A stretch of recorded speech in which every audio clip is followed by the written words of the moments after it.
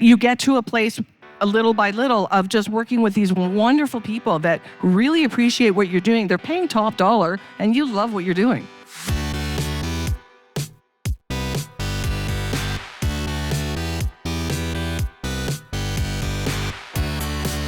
You're listening to The Successful Bookkeeper with your host, Michael Palmer. Listen each week as inspiring guests share their secrets of success to help you increase your confidence, work smarter, and build a business you love. This episode of The Successful Bookkeeper is brought to you by PureBookkeeping.com, the proven system to grow your bookkeeping business.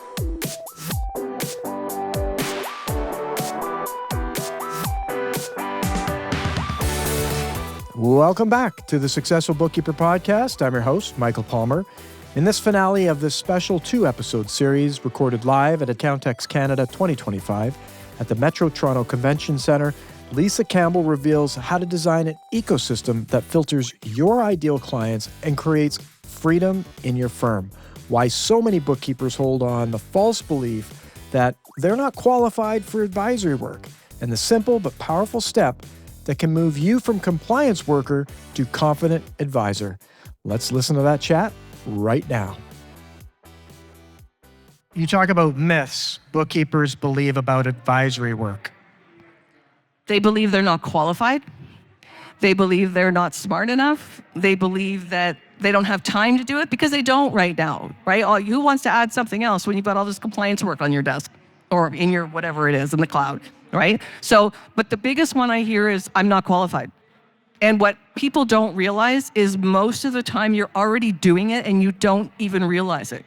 You're doing way more than you would be doing if you just finished learning how to be a bookkeeper, right? The years that go by, you learn and you learn how to analyze, you learn how to interpret, right? So you are doing much more. That belief, people got to get out of that belief that they're not qualified. There's also training. I mean, I didn't have any specific training, but I went and got certified, so now I do have training. So if that's something that you want, you go find whatever training it is that you want to excel at and go learn. Anyone here feel like they're not qualified? There you go. You know what? You just all instituted a breakthrough opportunity in having a shift in that mindset. So thank you for your honesty. Yeah. And that's where it all begins, is when you can say, hey, yeah, we could do some work here, right? So thank you for that. So what is one thing every bookkeeper in this room or anybody that's running a firm could do this month to start stepping into an advisor role? Have conversations with your top clients. What are they struggling with? What keeps them up at night? What are you worried about? How can I help you? Right? That's easy. Then they're a lot of times they don't even know that you can do this sort of work. They just think you're there to provide reports and stuff. If you open up the conversation more along the lines of, hey, do you want to meet next week? And let's actually go through the story these numbers are telling together and look at ways that I could help you. Maybe you don't have all the answers right now, but you say, I'm going to look into how we could fix this, right? You start opening up their mind. You go, oh, I'm actually going to get more from this relationship. And you don't tell them this at that point, but you do charge more for this, right? But you got to open up the conversation at some point, or they won't know. Is that something anyone here in this room, big room, in this space, let's call it, anyone in this space right now that thinks that's one thing that they could do this week, this month, is have a conversation with their client at a higher level than they've ever had it with that client before? Yes, 1, 2. Who else? Good. 3. Anyone else want to take the challenge? 4, 5. Awesome. It's have one conversation, and I'm not saying it, you might already be doing advisory, but can you have a conversation that's even at a higher level than what you've ever had before with your clients? It's going to lead to something, whatever that level is, it doesn't really matter. It's just taking it beyond to the higher level of what's really going on for that client. And also there's that fear. I see this in a lot of people. They're like, I don't know what to say to people. I don't know what I can do for them. The honesty that you have with they already trust you. You've got their numbers. You know their life. They see like that you are right in there, right? But if you open it up and you just say, hey, you know what? I'm realizing that I could be of more use to you, and I think we could work together in a way that benefits your business more. What would you like me to really focus on? Is it cash flow? Do we want to learn some cash flow strategies? Is it something about your processes? Because I'm going to start learning more, and I want to start with you because I want to help you first. That's an easy conversation. You're not going in saying, oh, I've just done this new thing and I'm a rock star now. You're just opening up the conversation. You're opening it up. And I remember a great consultant told me this. This was several years ago, and it's not the first time that I'd heard it, but I heard it differently when he said it. There's 3 questions, only 3 questions you need to ask. What's working? What's not working? What would you like to have work better? If you just ask those questions more often of your clients, you'd discover things that you've never heard before, maybe even had them really never even voice before, because so many of them probably don't have people in their life that A, ask that question, and B, listen to them truly, right? And I know of all the bookkeepers that I've worked with over the years, you're also very good at listening. So if you just open up the question, they're very simple. What's not working? What's working? Start with the easy one. What's working? Because that's an easy one, right? That's the softball. Oh, geez, I just mentioned baseball, sorry. I'm sure everybody's sick of it in the room, right? No, we love the Jays.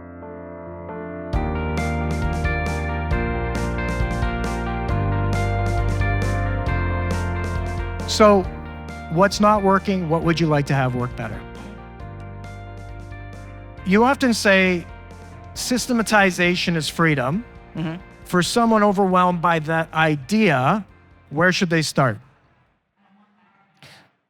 Oh, well, I mean, full transparency, I didn't build my systems, I bought them. I bought the pure bookkeeping system. So I have a call, go look at something like that, like why build it out?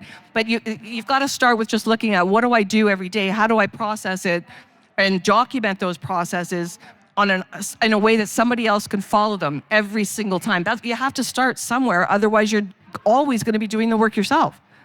You can't just hand it off and hope they do a good job, right? Right? That's what gives you the freedom. Absolutely. So you have, in the book, you talked about a workshop attendee that was crying at her desk once a week. How common is this story, and what's the emotional cost of staying stuck in this work? It's a very common story. Not everybody gets to tears, but a lot of bookkeepers that I've worked with are just miserable. Like and I'm sure some of you can relate. It's a lot of work. It's a thankless job. You're looking at a computer screen by yourself all day, every day. You might look forward to a client meeting. Some of you don't, right? So it's just overwhelming, not knowing what to do. And I can't do this anymore. I don't know where to start. This is where, you got to be around other people who are doing other things and start learning. What are they doing? What can I do? Next in this section is a little bit about boundaries. And I think it's a huge one and also leads to some of the tears. Yep.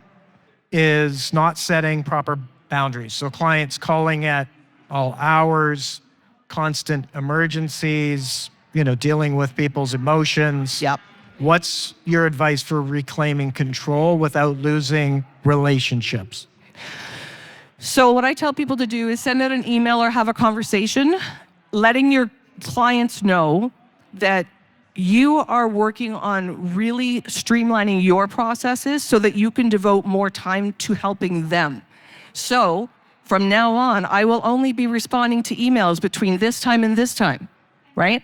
Don't do Slack channels. Do not have a Slack channel. Do not let your client text you, okay? Very specific about when you're going to respond to them so that they're not always ding, ding, ding. I've had that client. Oh, it's a nightmare. 10 o'clock on a Friday. And, like it's just nuts, right? So if you set the boundary that way and you put it in a way that it's going to benefit your client, they will be more on board. They're also going to be more organized. They're going to get away from texting you this or emailing you this. I need this. I don't understand that. What about this? You're actually bringing them into a process where they feel guided. And they need to feel guided because let's face it, you guys are all business owners, right? Owning a business is stressful. And most of your clients have stresses that they can't talk to anybody else about. And so even just to this whole conversation, you setting boundaries, letting them know that you're going to be helping them, that you're working towards that you want to help them, they're going to have a sense of relief that I can actually talk to somebody about everything that's bothering me and my business, and they're going to look forward to it. So they're not going to be opposed to stuff like that. If you do have clients who text you now at odd hours, just don't respond. You've already sent the email saying you won't respond other than these times. Include text or email if you're letting your clients text you. If you've got Slack channels where your clients are on them, including your email, we're moving away from Slack. That's it. We need focus time to provide better results for you. I love it. Who can do some boundary setting? Some here? Anyone else? Some boundary setting? There you go. What's one area? I want you to think about what's one boundary you could set for yourself. You don't have to tell me now, but what's one boundary, one thing that's happening that you don't want to have happen? Write that down in your book or your piece of paper and take that on. Yeah. It's great. Yeah. You know what? There's another, this is something people don't think about as well.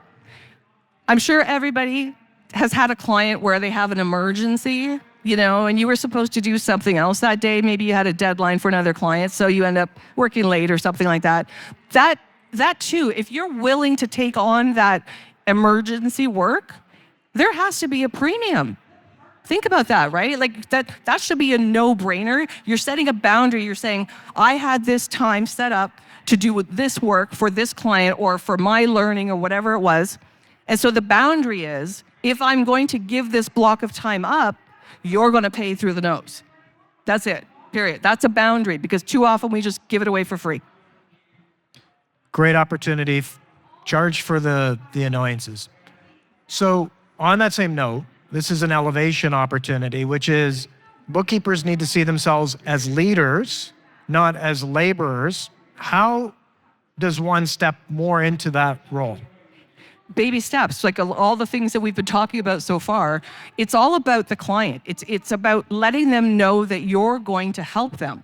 So you're moving into that role where you're actually guiding them, you're leading them, you're helping them to make decisions about their business, and they're actually successful. So they start coming back to you, asking more questions. Okay, we did this, we achieved that goal. This is the next goal. Okay, let's reverse engineer the plan and let's get there. I'm in your back pocket. But with boundaries, it doesn't mean you can text me and ask me all these questions and all this stuff. We're gonna do this in a logical way that makes sense, that's going to move you forward. It's very step by step. The more you step into it, the easier it gets. And on that, what's the common mindset block that you hear from people you work with that prevent them from seeing themselves as a leader and not as a laborer? It goes back to they feel like they're not qualified. I don't have enough experience. I'm just a bookkeeper. No, you're not. You got so much more to offer. So that's a big one. That's a big mindset shift. But honestly, once you start, you just got to start. Take that little step. Take the baby steps of just having that conversation. The more you step into little baby steps, the more you can move forward. And that's what flips the mindset, is you see that nobody's objecting and they're actually open to it, going, oh, this is great. Beautiful. People are going to, I know from my own experiences, people are waiting for that from you. They're looking for it. They know. They work with you. They already like working with you. Yep. And when they see you stepping up to provide more value, to step into more of who you are, they're going to cherish that, celebrate it. Whereas, and that's the counterintuitive. You think people are going to say, "Oh, you're charging me more. Why can't you be the way that you were?" I'm sure there's some people. Oh yeah, not everybody wants it. You have to identify those clients that don't want it. But the thing is, those are the clients you don't want to work with, because they see you as an expense. They don't value anything that you do, and they're probably going to try and find it cheaper the next opportunity that comes up. So having these conversations and losing those clients. I had one client, he was really old school. When I first started doing Profit First, when you're doing your training, you have to do 3 beta clients, right? So I wanted to use him. And I just, had the conversation, and I did a bunch of work for it, and I showed him what it looked like, and he was really old school. And I said, "What do you think?" And he goes, "Oh, it's smoke and mirrors." And I went, "Okay, I'm never going to get through to this guy, so bye-bye." That was it. It's an opportunity. And here, when it happens for anyone in the audience, the next time it happens for you, in your mind, what you can say is, "Excellent, I've found the person who's not meant to be my client. Congratulations!" Confetti falls from the sky, and that's a win for you. Anyone that says no to your better you, the vision that you have for your future and your business, and they say no to that, celebrate good times. because that is exactly the direction you want to go. And those people are just celebrating in a different way. And I've noticed over time, like I've been working with bookkeepers for 6-7 years now, and I've noticed over time there's that fear in the beginning of having these conversations and losing the client. But I swear, I don't know how this works. Every time you lose a client, whether you fire them or they leave because they don't want to go in the same direction, you open the door for the clients that do want what you're doing. It's amazing. I don't know how it happens, but your mindset starts to shift as well. I mean, I've gone through the stages of, I just need more clients and I just want one client. Okay, now I've got one client, I want a second client. I don't care who they are. I don't care how they talk to me. I don't, disrespectful and stuff like that, and not respecting boundaries. And you get to a place little by little of just working with these wonderful people that really appreciate what you're doing. They're paying top dollar and you love what you're doing.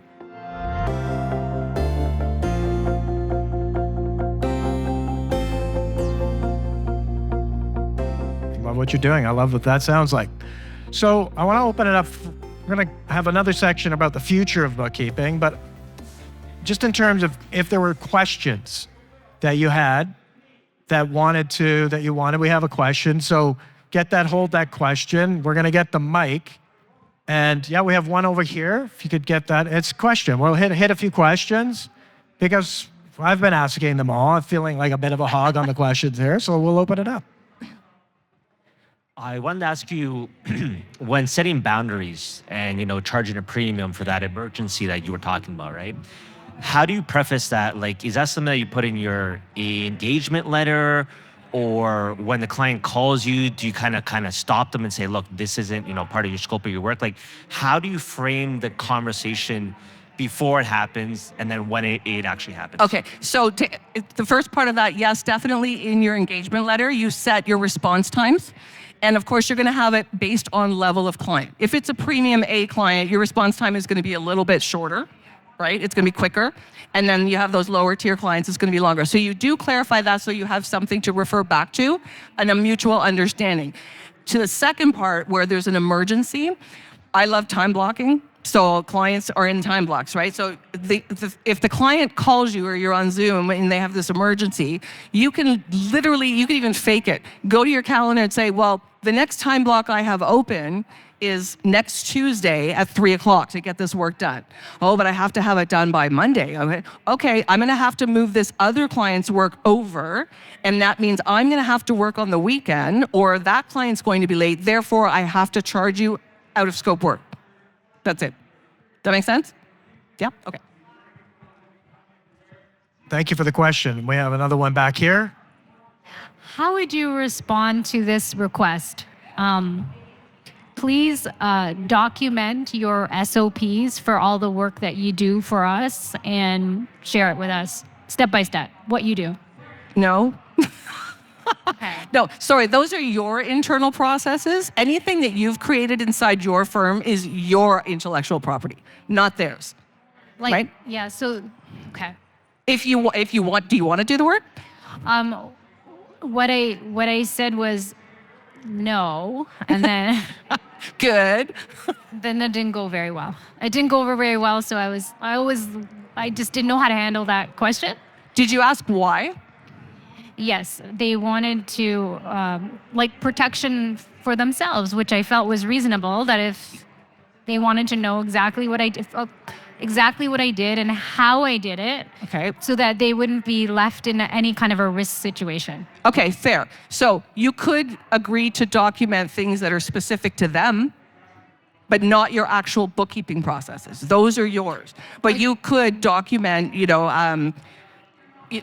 I don't know, anything, lease agreements are stored over in this file or something like that. They wanted step by step, like a monkey could do repeat exactly what I was doing for everything. Wow. Okay. I'm glad you said no. Okay. Okay, but you have to, so it seems like they're looking at you almost as an employee Yes. rather than a contracted professional. Yes. Right? Would you go ask a doctor to give you step by step of what they do? No. And that's the thing, is a lot of business owners don't look at bookkeepers as professionals. We are professionals. We provide a service that they don't know how to do. Right? So, and we have to own that ourselves. So yeah, you're definitely on the right track. The answer for me would be 100% no, I'm sorry. Okay, thank Yeah. you. Great question, and thank you for that, and great answer that you gave that client. I love that. How do you develop the business mindset, or to give those business advisory that you want to add, or the value add services that you want to give to your clients? How do you develop that business mindset? Although we know about the client, we know about the opportunity. So rather than going into the conversation, sure, understanding more on their questions, sure, but still, like from a mentor perspective, or what sort of resources or podcasts, books we should refer to grow that business mindset more and more. Do you listen to the Successful Bookkeeper podcast? Not yet. Okay, you've got to listen to it. There are so many rock stars on there who have made transformation. I've worked with a lot of them. I actually know and can validate their stories. You listen to what other people are doing, and I think if you just step into it slowly, like I said, just having conversations with your client, you're not going in as some expert who's holier than thou. You're going in from a position of wanting to help. Little by little it comes, I promise you, okay? Yeah, the more reading you do about business, the more you're curious about business, the more it's like a person. I remember when I first became a parent, I was listening to a book about parenting, and it said, "You're already a great parent." I know that you're listening to a book about parenting. So if you're listening to books about business, guess what? You're a business person. Congratulations. And so the more you do it, the better you get at it. And I'm still working at being a parent, and I'm getting there, but I think I'll have it all figured out by the time I'm 65, which is not that far away. Another question. Hi. Pricing in the bookkeeping area can vary so widely, and it's because there's a lot of people from overseas who are doing bookkeeping, but they're not even really doing it necessarily the Canadian way always. But oftentimes our clients don't recognize the difference, and they want us to cut our prices because they can get something from overseas. And so I'm trying to understand, can you provide some suggestions on how to differentiate ourselves here as professionals versus bookkeeping they can get in Malaysia? This is where I feel you almost have to take the bookkeeping out of the conversation. The bookkeeping is now part of the engagement. It has to be done. You can't interpret numbers if the bookkeeping isn't done. It's up to date, it's correct, right? So what you're asking is, when you're looking at just the bookkeeping, it's a commodity. I mean, it can be done cheap, it can be done quick, it can be done, buy into it. It's not good, right? So the focus, should I keep that down? Sorry. The focus needs to be on the results that you're giving to the client. What is the client struggling with? That's the conversation we were having, right? So if you can step into that, you're not compared to somebody else overseas because they're not providing that service. So just pick maybe one thing, ask your client, what are you struggling with? If it's cash flow, find a way to help them, right? There's dashboards, there's all sorts of tools out there that you can use to help. If you don't know yet, you can learn, you can get trained in different things, but you've definitely got to make the bookkeeping just a natural part of the process, but it's not the focus. Okay, that help? Okay. Great episode on the Successful Bookkeeper podcast. It was a couple episodes ago that came out, but she talked about differentiating herself as a bookkeeper, and it's your personal story, it's what you've done, it's the stories you tell your clients, prospective clients, the questions you ask. It's not hard to shine when you start asking big questions compared to someone who's just being a commodity and will do it as cheap as possible. Some people are going to always want to buy that. I mean, that's what they're looking for, low cost. They're low cost people, they're going to buy low cost. You just got to sort through, find the premium people who want premium, and those people love you. And that's part of the sifting and sorting of any business. Yeah. But great question, and thank you. Yes, question, Mike, right there. Tell the client to call the CRA. There you go. They'll give you a referral. Yeah. Yes. Another thing you could do as well is you could niche out. I mean, a lot of people are afraid of niching out. They don't want to just be stuck with one industry or one whatever the niche is. But niching out makes you the expert on, like, if you're really, really good at working with chiropractors, right? You know how a chiropractic office works. You know how the associates work. You know the issues. That's something you could differentiate with. There's lots of different ways, whether it's the problem you solve, the people that you work with. There's a lot of ways that you can differentiate. Okay? So we're coming up on time. I think we finish at 10:02, correct? Yeah. So we're almost there. So we're on a just quickly, and there's always more questions that can be asked, but you'll have to tune into the Successful Bookkeeper podcast to learn more about today's wonderful guest. But where's the bookkeeping industry going? Everybody's talking about AI and... It's great. It's Yes. fantastic. There are so many tools out there for us now to step into this role. I think a lot of the transactional work is going to be taken care of for us. And now we're going to step back and look what is going on with this business. We're moving into a completely different zone. And I mean, there's lots of softwares that will use AI. They connect to QuickBooks or to Xero, and they'll actually give you executive summaries. I mean, you sound like a rock star when you're talking to your client, right? Because you've got all this information from AI.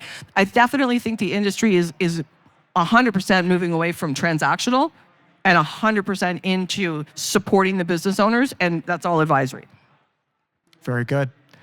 Well, this has been a wonderful conversation. I want to thank all of you for attending. Not only was this our anniversary of 500 episode, but it was the very first live episode that we've ever done. So thank you. Didn't know how that would go. But you all made it special and made it really fun. So thank you for that. And we got Kelly Parks in the house. And we have Kelly Parks in the house. And thank you, Lisa, for being a guest on the show. Always a treat to have you. Thank you. This was fun. What an amazing conversation with Lisa Campbell at Accountex Canada 2025 in Toronto. She was great. The audience who checked out our chat in person were terrific. A big thank you to Accountex Canada for having us. It was an amazing time. And with that, we wrap another episode of the Successful Bookkeeper podcast. To learn more about today's wonderful guest and to get access to all sorts of valuable free business building resources, you can go to thesuccessfulbookkeeper.com. Until next time, goodbye.